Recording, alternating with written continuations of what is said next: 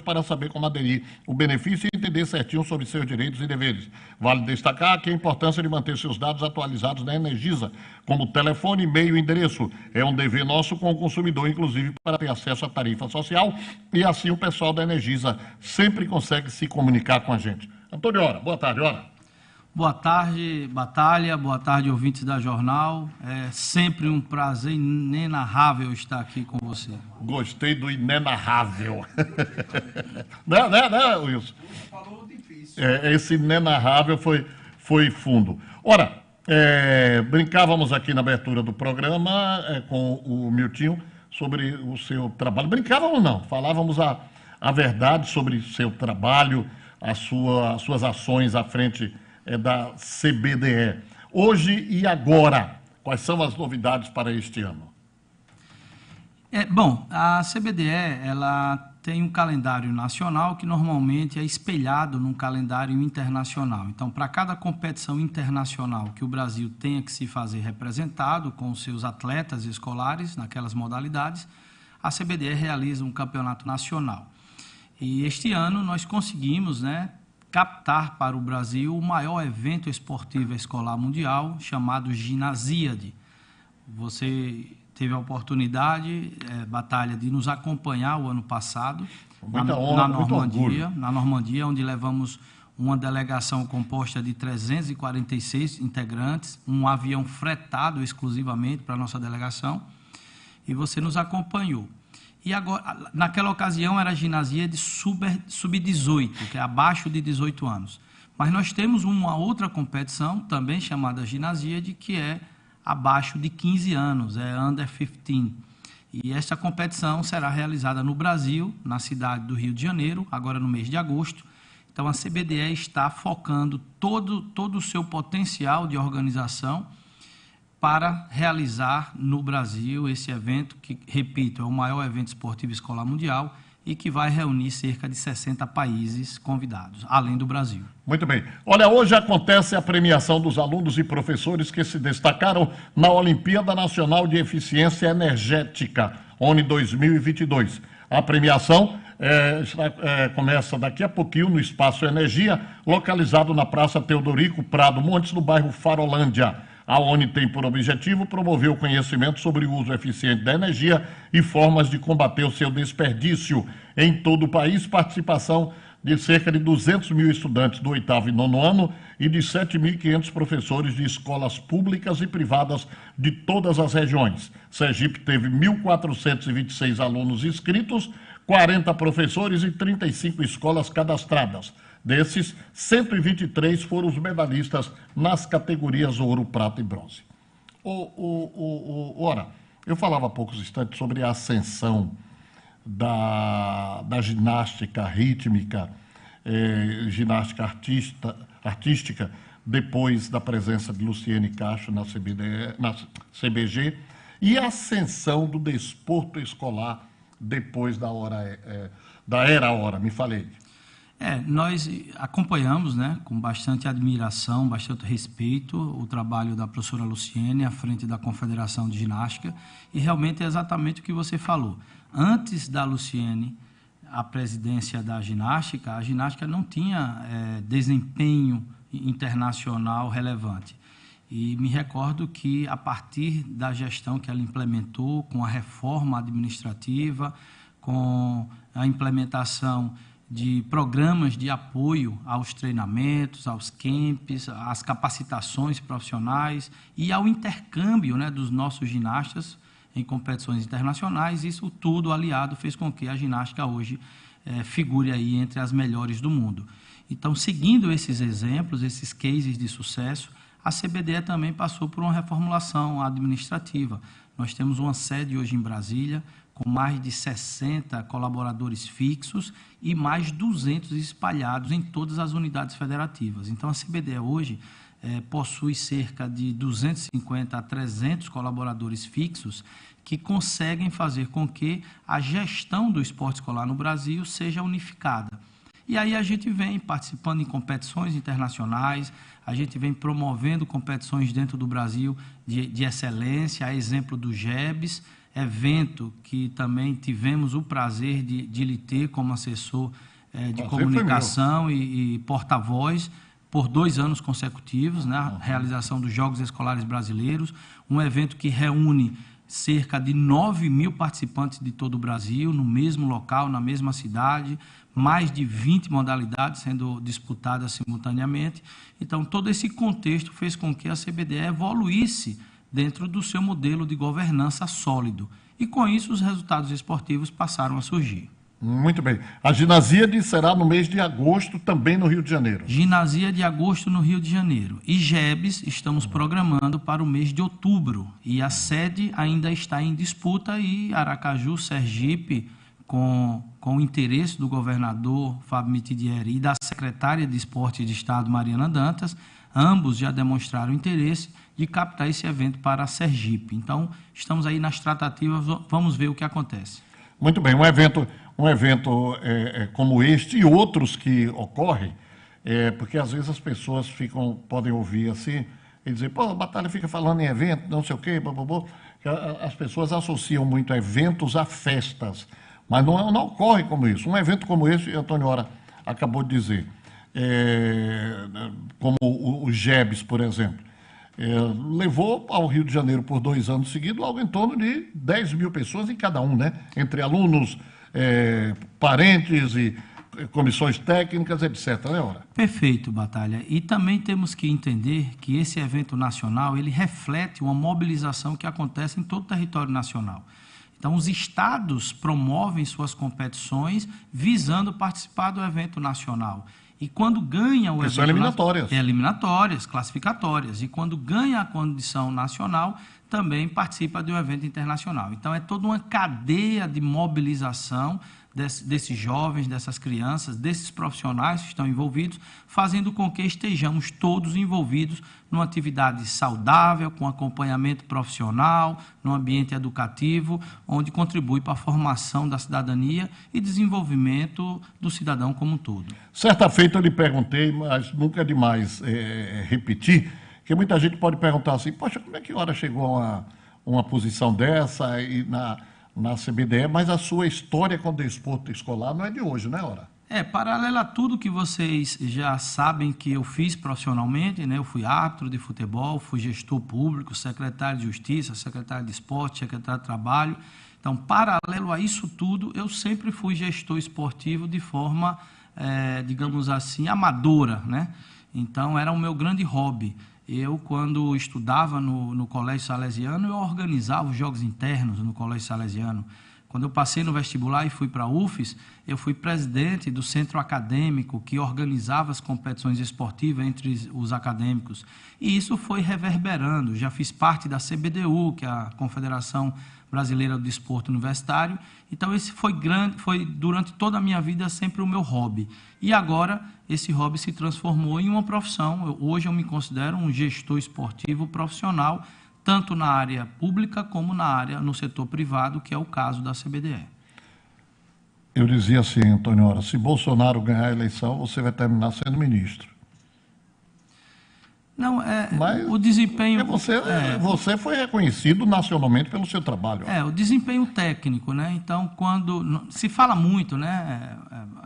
Tal pessoa tem perfil técnico, tal pessoa tem perfil político, isso não significa dizer que um bom técnico não tem habilidade política. Então, com toda a habilidade política que eu, faltando com a modéstia, considero que eu tenho a habilidade política de fazer pontes, de fazer relacionamentos, mas o meu perfil, a minha matriz genética, digamos assim, é a parte técnica. Então, quando um bom técnico é reconhecido politicamente, isso acontece ao ponto da imprensa, que é o seu caso, chegar com essas alegações, né? Poderá galgar um posto maior. Mas o mais importante, Batalha, é você acompanhar o nosso trabalho no dia a dia e ver que o nosso principal objetivo é contribuir para a formação daqueles jovens, daquelas crianças que participam do esporte escolar. Então, nós estamos contribuindo para a construção de uma sociedade melhor, independente do partido político que esteja à frente do governo, porque os partidos se alternam. O que não pode alternar é o trabalho desenvolvido para beneficiar a sociedade como um todo. Ora, fugindo um pouquinho ao assunto, você que foi.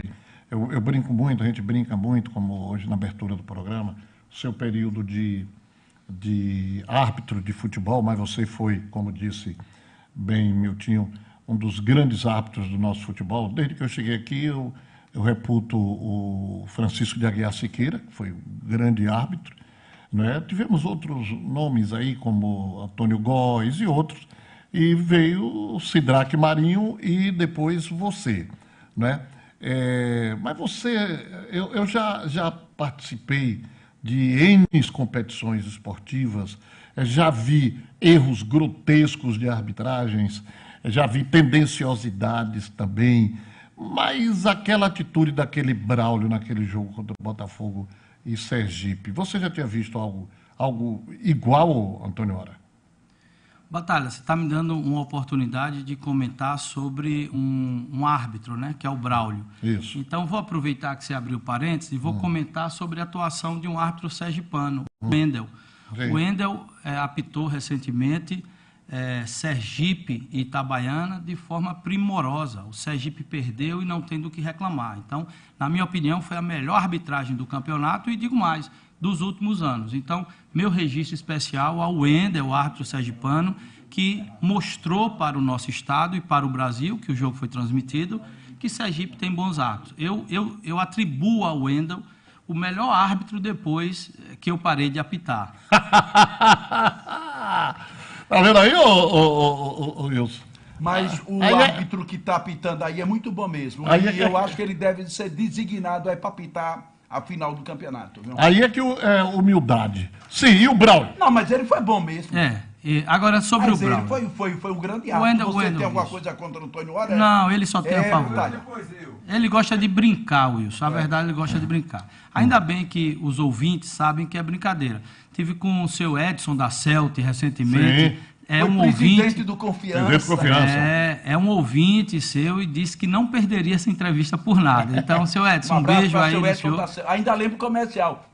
Celtic Construções Elétricas Limitada, Praça Cruz Vermelha 65, Organização Edson da Celtic. Era anunciante aqui do Excreto de Ouro. Exato. Hoje eu estive na Secretaria de Saúde, tive uma reunião com o secretário Walter Pinheiro, doutor Sotero, grande figura, e aí, rapaz, poxa, eu esqueci agora o nome do funcionário que me interpelou na entrada da Secretaria de Saúde e disse: Batalha, tenha pena de Wilson.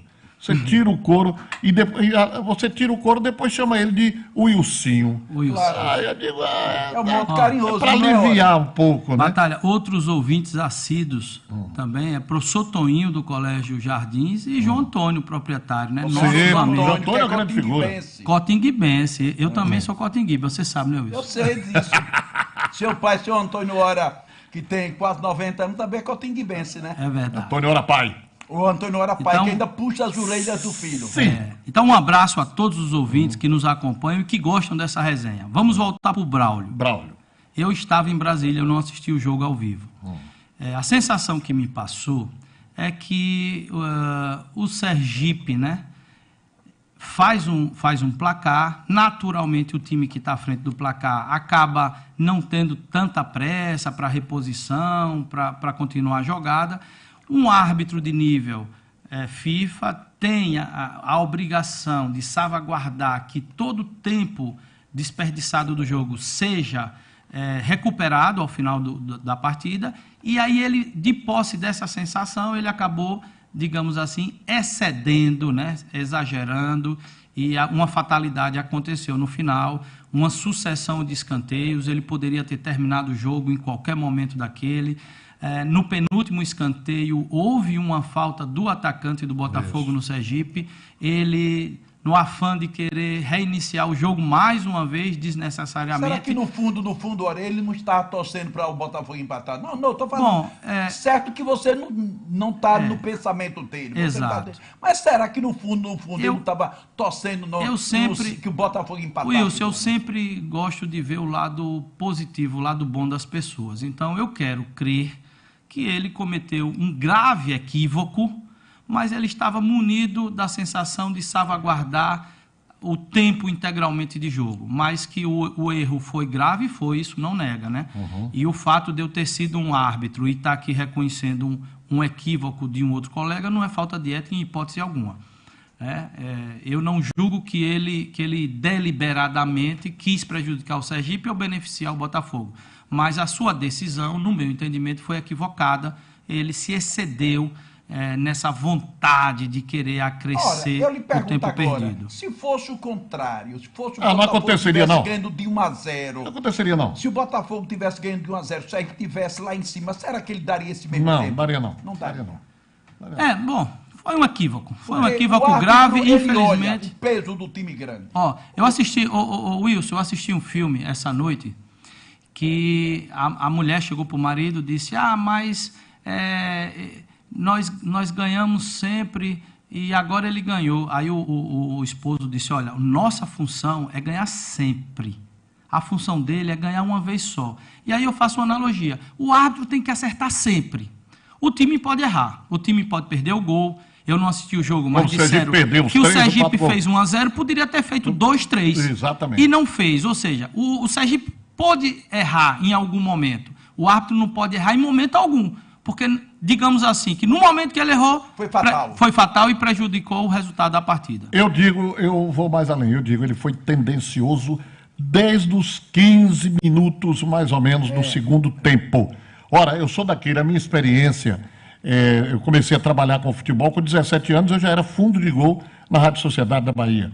Então, eu trago uma bagagem de experiência. Eu sou daqueles, eu nunca pulei erradamente no gol quando o árbitro anula e tal, porque na hora que acontece um gol, a primeira coisa que eu faço é olhar para a bandeirinha, aquele bandeirinha que está correndo para o lado. Depois eu olho para o árbitro. Eu comentei, eu estava com amigos e tal, lá no Batistão, nas cadeiras do Batistão, e com 15 minutos de jogo do segundo tempo eu disse: veja a pressa do árbitro.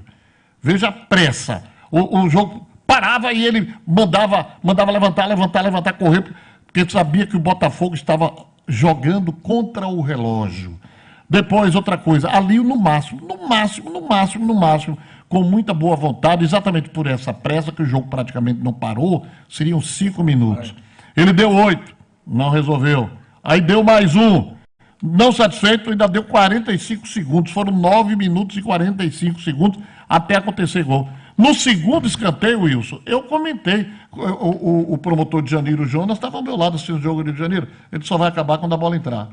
Não deu outra. Ele foi safado, foi bandido, foi picareta, e agora a CBF não pune o cara, já está apitando novamente. Isso tinha que acabar no futebol. Eu sou do tempo, não sou do tempo da pedra lascada, não, mas, ora, não sei se vai se lembrar, o Wilson se lembra, que existia o chamado erro de direito, que várias partidas eram anuladas quando existia um erro, ele entrava com recurso, tal, aquela coisa toda. Hoje acabou. O árbitro hoje falível e acabou, e fim de papo. Mas, enfim. Ora, foi uma satisfação muito grande recebê-lo aqui, tá? Quem quiser ele ver, vai ver no Batalha na TV no próximo domingo, da TV Atalaia, para a gente continuar esse papo, tá certo? Obrigado a todos os ouvintes, é sempre um prazer estar aqui, o Wilson, o Luciano. Tá mais magrinho você, viu? Tô me cuidando mais, já passei dos 54 anos de idade, então não sou mais aquele jovem. Só sou jovem na cabeça ainda, Wilson. E os cabelos pretos ainda, né? Pintando. Um abraço, Antônio. Olha, está acontecendo daqui a pouquinho a premiação dos alunos e professores que se destacaram